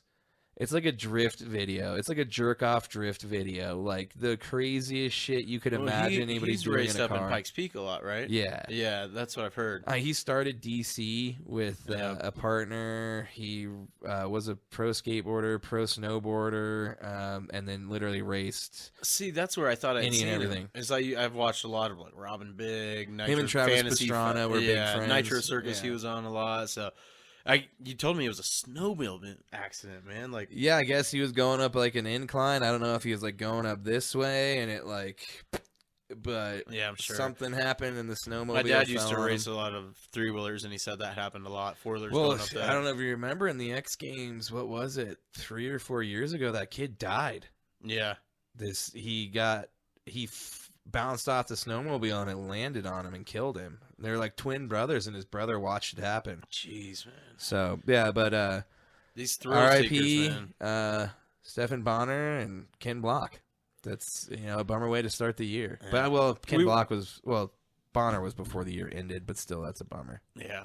Well, that's how He was only 45 years old. That's good content, man. That's how it is normally whenever we talk. We go off on these crazy tangents, but, it was all based on, like, Dana White. But what I was getting at that was just the fact that, like, you see these startups and things like Amazon or these big companies, once they get big enough, the board starts seeing where it's like, okay, this guy that created this, his creativity and his ingenuity. That's what I was looking for. Forrest Thanks, Whitaker buddy. and ingenuity. Forrest We got each other's back. We dude. You do, see what man. See people, Pronunciation. you get your buddy's back. Yeah. He fucks up, you make fun of him for it, but then you correct him and you move on Defibrillator. together. We That's both right. fucked up defibrillator. I know. I still think I'm saying it wrong, but it sounds right. Either way, you get these guys that have the spark to create a company and the creativity, but then when they get that, their ego can just get too big, like Dana White's, where he's not paying these fighters. There's a lot of fucked up issues. These like food tasting videos. I haven't seen that. Yeah, it's Jesus. weird. Ugh. I mean, In the fact that UFC he kitchen, bought- they're like making viral food creations, and he's trying them. He's an idiot, man. That's all I'm saying. They just need to have a really boring CEO come in there, and then that's it. Yeah. They don't. Well, I mean, you know why? Not to bounce back, and then we'll get off this. No, But you're good. You know why Bezos got out of Amazon, though, right? So that he could just roll around on the world on his yacht. No, so he could buy the Commanders. That's not gonna happen, man. I don't think so. He's gonna buy the Commanders. It's too much of a conflict of interest because He's he doesn't not though. own or he doesn't run Prime, but he still gets money from not Prime but Amazon. That's still. I think that clears him, dude. Nah, He's not I in don't charge know. anymore. I don't know. He's a stockholder, but how many of these NFL guys do you think are stockholders and shit that they probably, betting sites and shit? Here's something else though. Do you think if a new owner comes in, they can change the name of Commanders? I don't God, see I why hope- not. I hope so. Honestly, it's so sad. I like the Washington football team better than the fucking Commanders. I think I do. If for some reason it flows I off did team, like those alternate jerseys they had this year, though. that's they what I had was some cool just about to jerseys. say. I Keep the like their colors. jerseys a lot. Like the all black that they had. That's kind of like a The matte all black was cool. It's super cool. Just get a different name. The Commanders, though. What And about then, like, spiders? Carson Wentz, when he got signed, he's like, I'm here to command. Oh, Whatever he man. said. We need to play He a clip. commanded the bench pretty well for most He said it when majority he of was the like getting on a private jet too. It's like that was not a good look. year. Yeah, well, all right. Let's move on to our Week 18 picks. Let's do it. Let's keep Let's keep fly rolling through along. these. We're gonna cruise through them. Pour me another shot. Get that 1792. Oh, you're right. I do need to get that. 1 second. You I deserve lost the that. whiskey wager again, guys. If I was smart, I would have picked Pittsburgh over Baltimore because Chad thought Baltimore was going to win. But no, I went against my better judgment, and I picked Detroit to – well, no, I picked – who did I pick? What was the whiskey You wager? picked now? the Bears over the Lions. Oh, yeah, the Bears over the Lions. And then not only did the Bears not show up – well, it's sad because I'm like checking my – because I had Fields in my family league, so I was getting like updates. So like, Fields had a 50-yard run. Fields just did this. Passed to Cole Kmet, and I was like, oh, they're gonna win, and then they only scored 10 points. Yeah, the Lions whooped them. Lions whooped them, man, and now the Lions are in Sunday Night Football, and they've got a chance to make it to the playoffs. So I hope the Lions do. I mean, I do too. really We expect pegged the them Packers as to the win as the Fringe Fanatics team of the year, basically. Yeah, they're our team. You know that Yeah. we want to get behind, and I'd like to see them in there. If they don't make it, we might have to make them the Giants now. I don't know. We'll Did you see Jamal Williams' post-game conference? Pokemon, when the guy asked him about Pokemon? Yeah, He's like, I bought Pokemon from my 12-year-old kid. He's like, the cards probably weren't any good. You call him Pokemon. He's hilarious, man. He's a character. I just want him to. I want to see them do Hard Knocks again, just so I can see more Jamal Williams. Yeah, that guy was awesome. He's hilarious. The fact, and then not to mention this year, he scored so many touchdowns. Yeah, he scored another one this week, or he's got to be 13 or 14. One thing though, Russ, 13 touchdowns, 12 bathrooms. He did it, guys. Now He has did it. more touchdowns. More touchdowns and bathrooms in Wait his a house. second. Hold on. Let's break this down. We don't How need many to. passing touchdowns does he have? I think it's 13. Well, he had 2 rushing touchdowns in that game. Yeah, and he threw So the if one. you're counting those, He does have more. I think it was passing touchdowns though. Was everybody was going on? I don't understand why he needs 12 bathrooms. I don't either, but he owns the most expensive house ever sold in Colorado. Dude, I forgot to text you. You know what I heard that the like in real NFL reporters or whatever on What, the Chad? podcast I listen to talking about, he schedules his bowel movements. Have you ever heard this? It wouldn't surprise me. I mean, you saw fucking. I watched an interview with Richard Sherman on his podcast with Marshawn Lynch? Yeah, Marshawn Lynch. I almost said Williams because we were just talking about Williams. And they had a moment where Marshawn was like, he was saying a lot of words I can't say. But he's like, that's why I want to reach out to my dudes because, like, I know he's going through some shit. And I just want to be like, yo, man, like, I get it. And, like, you just got to focus on you. But then Richard Sherman's like, well, you got to talk to his agent first or his manager. And That's it's like, fucking dude, awesome, man. I don't want to get in the rush. I right wouldn't now. doubt it, dude. If he schedules his bowel movements, he's a weird fucking dude. He's There's weird, times dude. stuff- I felt like after this game, that was the first time you saw the real Russ. But a lot of people are still arguing that it was all planned. He got emotional. Well, you mean when he was crying over his teammates defending him? That was cool. You know, whatever. I'm not going to criticize him. I feel bad for the guy. Yeah. I've never seen an NFL player that get like this much shit constantly every fucking week. Like every week, there is multiple memes about Russell Wilson. It's hard to feel bad for him when he brings it on himself. He did, and that's the problem. Yeah, man. like he like said Richard too many Sherman, shit. who won a Super Bowl with him. He can't even just text him. I know. I wish I could remember, but when they were talking about the bowel movements, on there was a few other things. I didn't hear that, but that wouldn't surprise me. Yeah, but there was a couple other things that seemed really outrageous. That What if makes you don't sense have for a to guy poop? like him.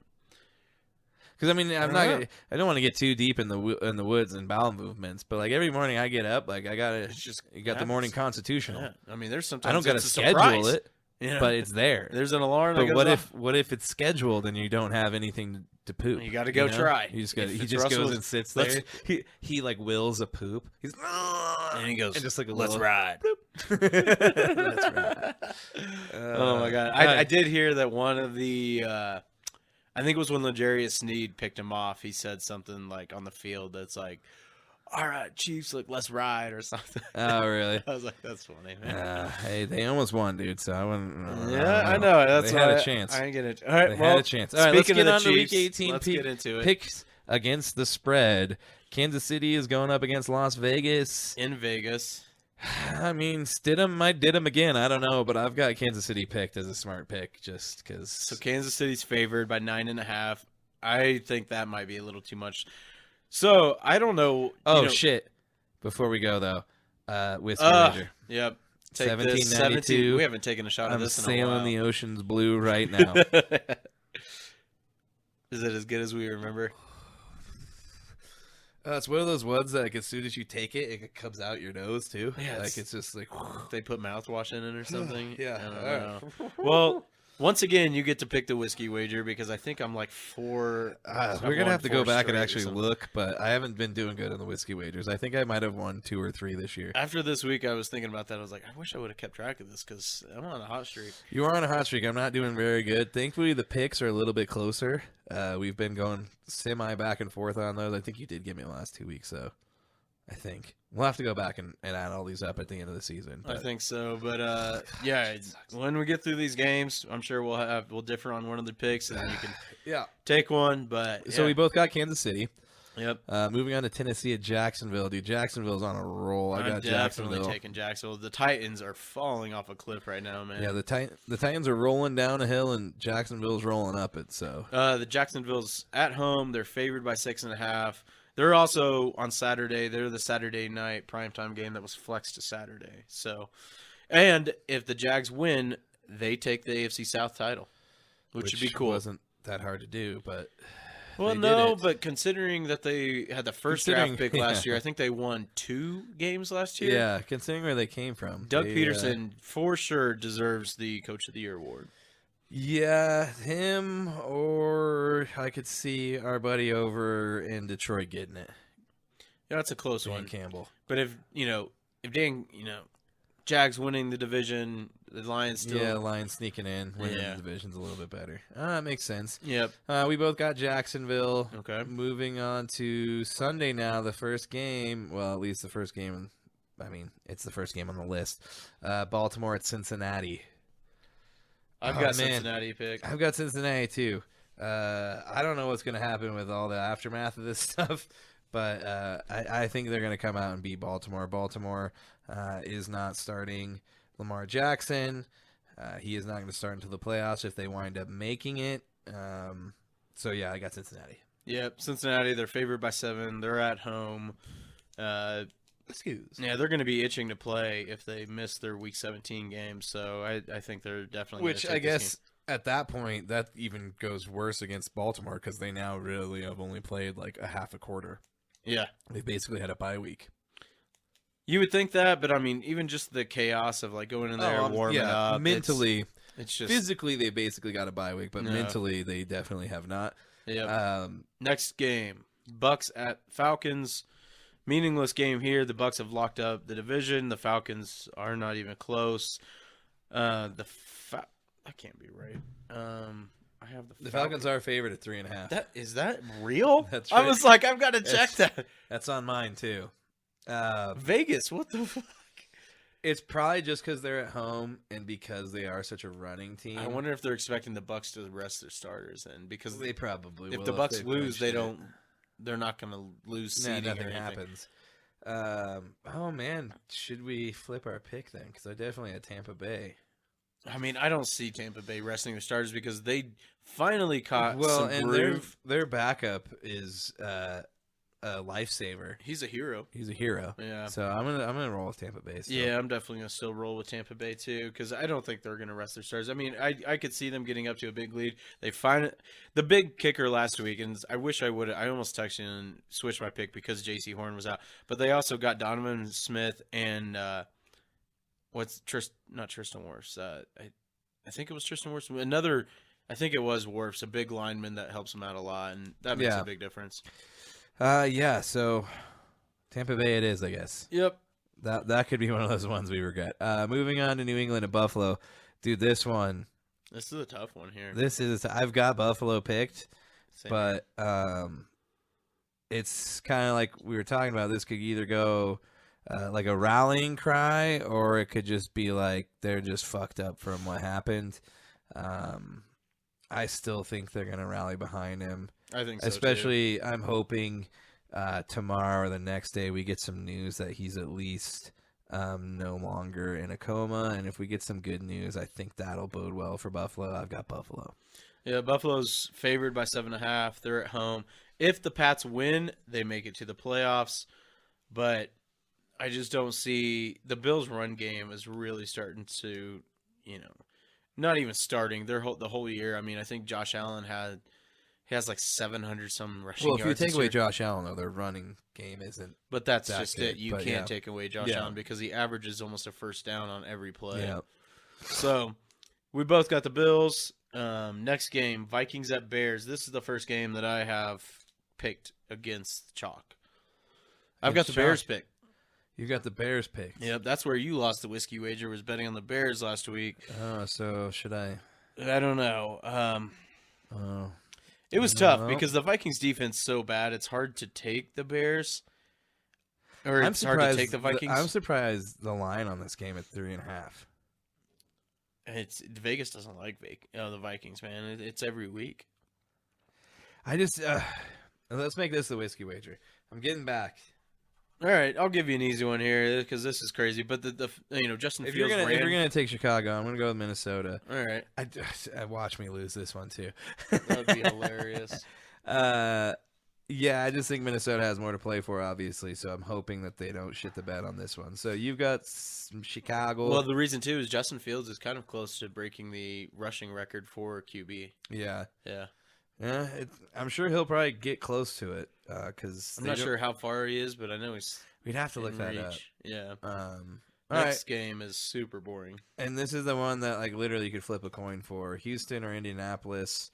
I picked Houston just because I think they're more on the up and up than Indianapolis is. It would kill them though because right now they have the #1 draft pick, but if they lose this, I believe the Bears would move. But if the Bears win, Would they though? Because they have that tie. Does that? I guess that probably does work better than a loss. But the Colts are horrible, and Nick Foles just broke his ribs because of what we talked Yeah, about. and with Sam Thibodeau. Ellinger's starting. No Ellinger's Jonathan horrible. Taylor. Or did he play? He didn't play No, last week. that Taylor's out. He's for the been out, season. yeah. So no Jonathan Taylor. Yeah. You're taking Houston too. I'm taking Houston. Yeah. I wonder if the owner steps in and be like, "Don't win this game." He might, and that could end up fucking us on this pick because they Could might be be. like, we want that #1. Yeah, just fuck it up the whole game. We want that QB from Alabama. Yep. All right, moving on to the Jets at Miami. I've got the Jets in this one. Really? Yeah. Well, maybe we might have to change it because I've got the Dolphins pick. This is You a got the tough Dolphins? one. I don't really have much faith in Skylar Thompson, but I feel like Mike McDaniel, and if you watch the post-game conference of the Jets, they just seem so deflated. They realized they weren't going to make the playoffs, and they were really down on themselves. So I think they'd have no motivation left. It's possible. I mean, I've heard rumblings that Mike McDaniels might not be around for a second season. What?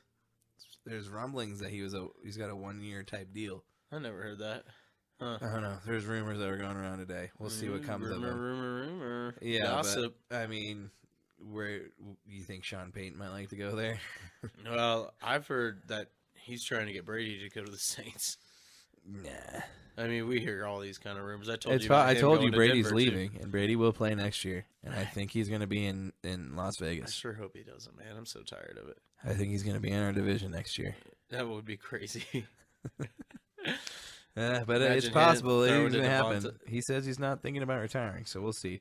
Yeah. Moving on to Carolina at Nolans. I got Carolina. Dude, yeah, all right. Well, I've got the Saints.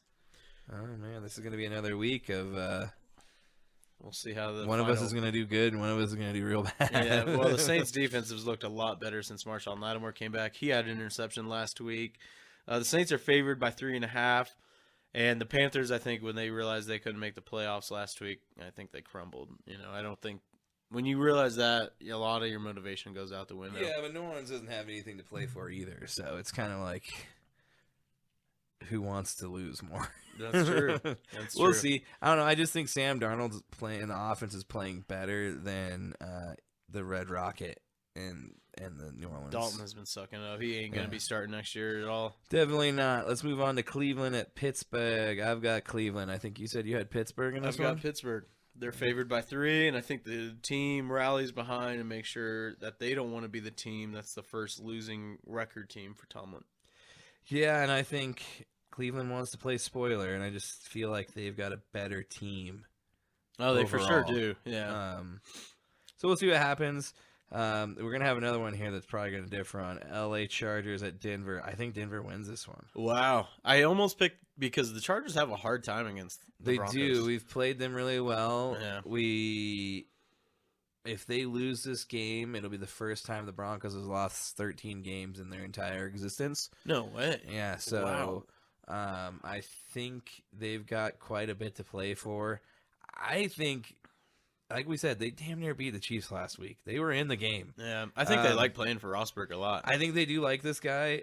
I like what he's done with the team, just a no-nonsense. They put pads on Thursday and practice with pads, which never happens this late in the season. Yeah, that is really weird. And there was 3 penalties last week, and we're one of the most penalized teams in the league. I don't think we've had under 5 penalties all season long. I just think Denver is going to put together one win to just try and cap off this. And the Chargers have already season. locked up a playoff spot, so they may not be taking it too serious. Well, I thought they still was a chance that they could. Well, I mean, in terms of seeding, they can move around. Well, seeding they can move around, but they have locked up a playoff spot. But I still think they're going to play everybody. I could be wrong though. You're going Chargers. I'm going Chargers. All right, so we got 4 there that could go back and forth. Yeah. Giants at Philly. Man. I wrote down Philly. I've got Philly picked. Right now, they're favored at 14 because I think Vegas thinks I don't get it, though, man. that. Unless the Giants just rest everybody. Yeah, the difference is last week they played in. Where did they play last week? They were away. This time they're in Lincoln Stadium. Oh, yeah. Where was Philly? Philly was at home. Oh, really? Against New Orleans. Oh, damn, that's even and sadder. then the Giants were at home against Indianapolis. So Giants are on the road at Philly.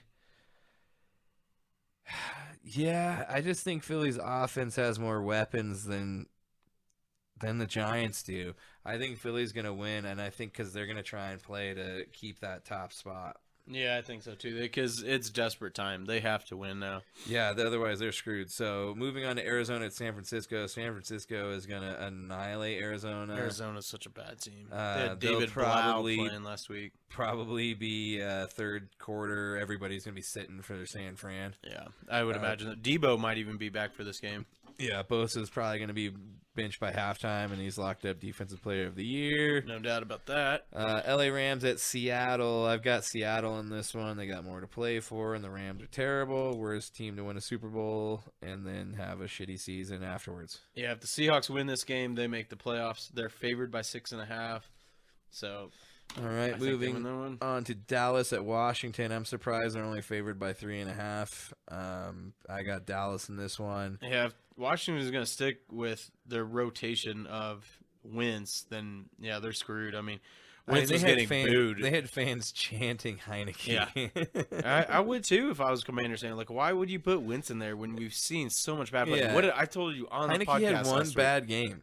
You picked the Browns and I picked the Commanders, and I knew because of Wentz, and then he threw like 2 or 3 interceptions. Yeah, he's horrible. He needs to get out of the NFL. And then moving on to the Sunday night game, which got flex there. Detroit at Green Bay, a lot on the line. Green Bay needs to win. So does Detroit. Big game here. Lions are good.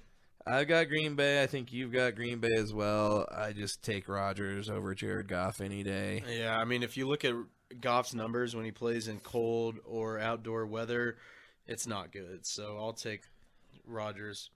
All right. Well, that wraps it up. That's all it is for Week 18, man. One more regular season week, and we are done. We're on to the playoffs. On to the playoffs. Some serious talk there. So man. now we've got one more week of recapping, and I mean, we'll still probably be recapping the same amount of games. We'll probably deep dive games. Yeah, we'll just deep dive the playoff games, I feel like. But now the picks are going to go way quicker, so that means already next week we're going to be able to start focusing more on some other sports finally. Yeah, I'm cool with that. We got curling. Curling. Field hockey. There's all kinds of fringe sports out there.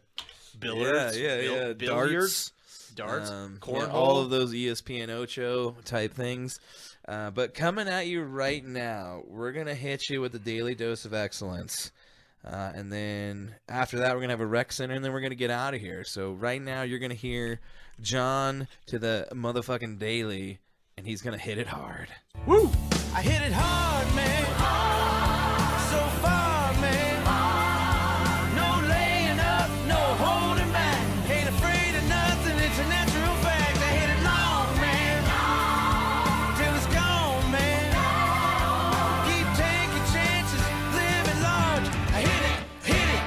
back one more time on this episode of Fringe Fanatics. This DDOE is a little bit of a somber one, but I think it is, the right thing to do. Very well deserved. Yeah, there's no video to go with this one. I don't recommend anybody going and watching any more of the videos from last night's events, but this DDOE goes out to all of the first responders and all of the training staff that tended to Damar Hamlin last night when he went down. Those people went above and beyond and effectively saved that guy's life and right in front of our eyes. So they deserve this one. It goes out to them and really any and all first responders. You guys go above They're and the beyond. true heroes. Yeah. That is the first responders of the University of Cincinnati Medical Center as well. A lot of times when we're kids, we look up to these football players, NBA, whether it be any sport, and we think of them as heroes. But examples of last night really indicate who the real heroes are, because when it comes to saving a life or being there for whenever anybody's in a car crash or whatever it might be, they're the ones that are heroes. Yeah, definitely. And those are the people who have to see that shit every day and go home, and that's their life. So that's a tough thing to deal with, and it takes a special person to be able to do that day in and day out. And so this goes out to any and all first responders, but especially the ones last night during the game. So cheers to you guys. Cheers to anybody watching who's made it this far. We appreciate you guys. To the first responders. Thank you. I know I couldn't do that shit, man. My cousin, she's a nurse, and shout out to you, Sammy Joe. I remember when she was going through nursing school, she had a medical terminology book, and You flipped through a couple pages. I flipped through a couple traumatized? pages, and there were some words that were like longer than most sentences that I could never pronounce. Like I could never. I know you got to like learn Latin and all this, but that alone intimidated me and be like, I'm way too dumb. I should never. It's not even the dumb stuff. It's just the shit you have to see. Like, I know we grew up in the age of the internet, so we've all been on like the rotten.coms and stuff, and have seen Desensitized, yeah. plenty of shit that like no people who haven't been exposed to the internet on a regular basis have seen. Is there another beer over there? I don't even need a cold one. Is there one in the bag? There's one in the fridge. Just grab me a warm one. We're almost done. I'll grab you one another. God damn it. Just deal with it, dude. I wanted one now. I got a little bit left. 30 more seconds. But, shit, where was I? Just when we were kids. Oh, yeah, just seeing all that stuff. But, like, to actually have that be your job and see it for real, it's one thing to see it on a computer screen or your phone screen, but to see that with your eyes and then, like, have to go home and, like, process that is a whole nother thing. So it's an incredible thing to be able to do. And like I said, it takes a special person, and those people need to be put on a pedestal probably more than they are. So they deserve all the praise, and they deserve our reward for the daily dose of excellence. Definitely, every day. Let's move on to the rec center. Chad, you said you got one this week. What do you got? I do. I've been wanting to recommend it ever since we got back from our little trip to Missouri and Kansas, because when we go back, we stay in some hotels, and it's our time to watch some cable because we don't have cable here. Yeah. And flipping through the channels, we came upon one that cracked my ass up, man. It's on A&E, and if anybody's heard of it, and I normally don't watch reality shows. Yeah. But whenever it's a show like Cops or something, when it just exploits the Americana type of the seedy underbelly of the Americas. Exactly. Yeah. It's worth checking out. And this is a show called Neighborhood Wars.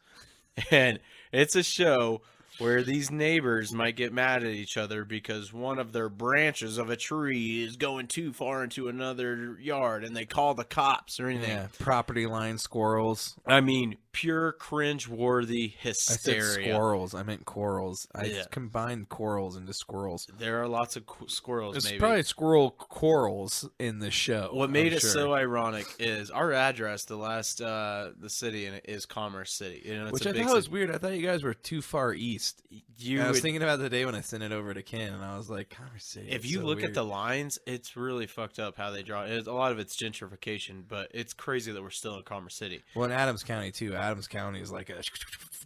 like gentrification, man. That's what it is. But either way, we tune into it, and the first 2 minutes, you know, they go to different cities all across the U.S., even in Canada and stuff, too, but 2 minutes into it, we see in Commerce City, there's these 2 white girls that are in the street yelling at this Mexican family across the street. Of course. Belligerent drunk. I mean, it is hysterical how stupid they are.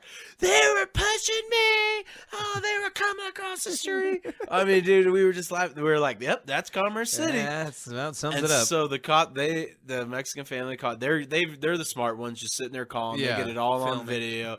And then the cops show up, and they clearly see these 2 white chicks who were sisters, drunk off their ass, are the ones instigating it. Yeah. And then, of course, they get in trouble. So it's just pure entertainment. You know, if you just needed a good reality show to turn your brain off, watch Neighborhood Wars. Those are those type of shows, though, that you always wonder, like, how scripted they are. Like, I remember back in the beginning of the True TV days, where Impractical Jokers got all famous, Yeah. there was another show called Lizard Lick Towing. Never heard of that. That's Dude, weird. You want to talk about like white trash underbelly people? It's like this family that runs like a tow truck company, Wow. and it's like completely staged, like repos and stuff, and like people acting all crazy, and then like Yeah. getting in fights with Now, them. And, see, like, with tasing this people. one, man, This was like cops though. it's all cell phone footage and body cam footage and even like security cam footage of like over a house. Oh, Where, okay. like, people- So this is like legit. I mean, it's what you hear about. I mean, how many times I'm sure you've had examples where like neighbors just get so their feathers ruffled over just like stupid shit. Yeah. And it makes mainstream TV, and it's so worth See, watching. I was thinking it was just like almost like Cops, where Cops isn't scripted, but it's like more like where people kind live of know filming. But there's this is like CCTV. Yeah, stuff. there's a lot of Okay. times where it's straight up like cell phone footage or something like that, to where it's a legit. 'Cause I can't stand like stupid reality shows, but this one is somewhat of, I guess, a real one, whatever you want Nice. to call it. But yeah, totally. I'll have worth to check checking it out. What's yours, man? I'm also going to recommend a TV show. Me and Meryl actually just finished watching it. The Wednesday Addams Show. Oh, nice.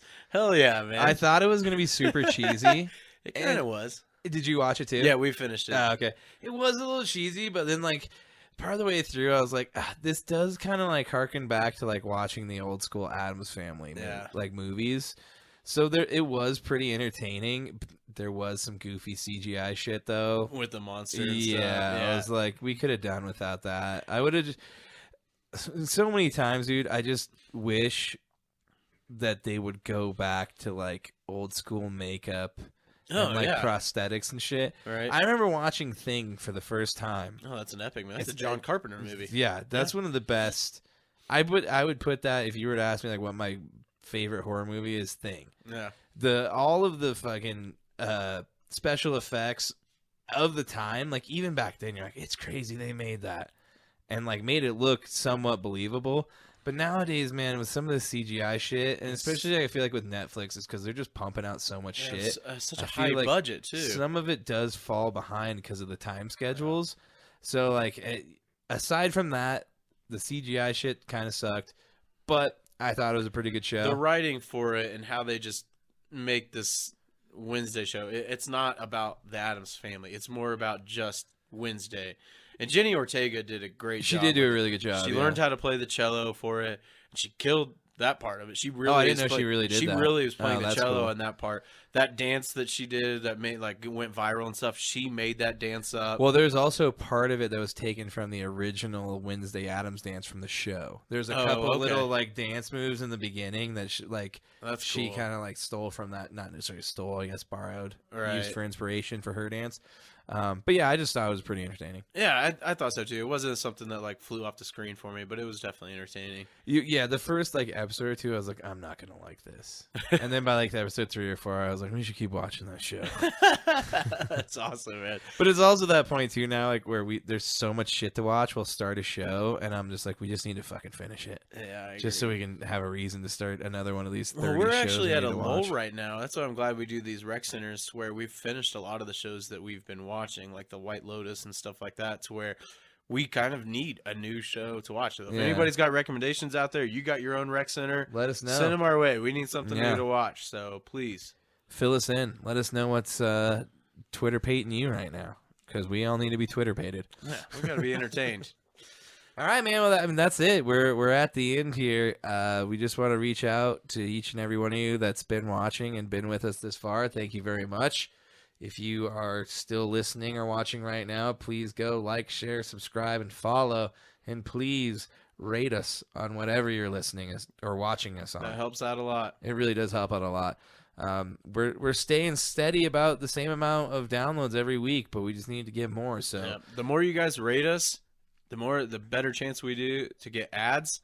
Then we'll start getting a little money, and then we'll get more things like this. Some merch. yeah, Okay? get you some Fringe Fanatic stickers. We're hoping to have shirts here in the next couple months. That'd be cool. We'll see what happens with that, but we appreciate you all. Thank you very much. Chad, I love you, buddy. Love you, buddy. We'll see you next week. See you next week. That was a good episode. Good episode, man. Have a good one. Farewell. Bye, everybody.